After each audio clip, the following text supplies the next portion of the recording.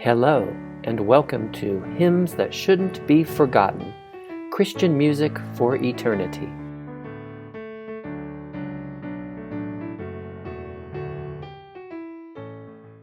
Charles Wesley was born premature and unresponsive just before Christmas, 1707. His mother kept him wound tightly in a woolen blanket until his actual due date, when he cried and opened his eyes for the first time. As a youth, he attended Westminster School, eventually becoming a King's Scholar, and later studied at Oxford. He admitted that his first year there was lost in diversions. By his second year, he was ready to devotedly serve Christ, albeit without knowing him as Savior. He and his brother John, the future evangelist, pursued a righteous life as they understood it, so systematically their friends called them Methodists. After graduation, he and John served as missionaries in Georgia, but found that their autocratic Christian practices and dictates were not accepted by their congregants. One woman even fired a gun at him in anger. The Wesley brothers left America in despondence. Back in England, they attended meetings of the Moravians and felt the power of God move in their lives for the first time.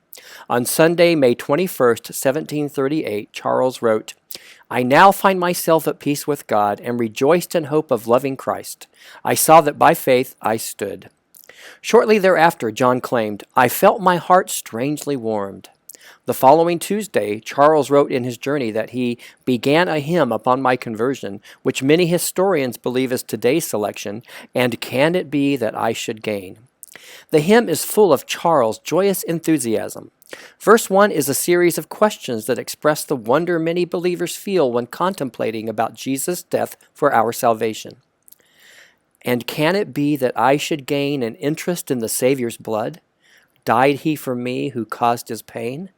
For me who him to death pursued? Amazing love, how can it be that thou, my God, shouldst die for me?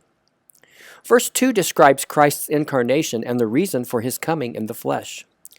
He left his Father's throne above, so free, so infinite his grace, emptied himself of all but love, and bled for Adam's helpless race. 'Tis mercy all, immense and free, for, O my God, it found out me. Verse 3 seems to express Charles' personal testimony and indeed the testimony of all believers. Long my imprisoned spirit lay, fast bound in sin in nature's night. Thine eye diffused a quickening ray. I woke, the dungeon flamed with light. My chains fell off, my heart was free. I rose, went forth, and followed thee. Verse 4 displays the hope we have as believers. No condemnation now I dread. Jesus and all in him is mine. Alive in him, my living head, and clothed in righteousness divine. Bold I approach the eternal throne and claim the crown through Christ my own. The refrain restates the wonder of God's love from verse 1. Amazing love, how can it be that thou, my God, should die for me? The music is attributed to Thomas Campbell, a Scottish poet known chiefly for his sentimental and martial verses.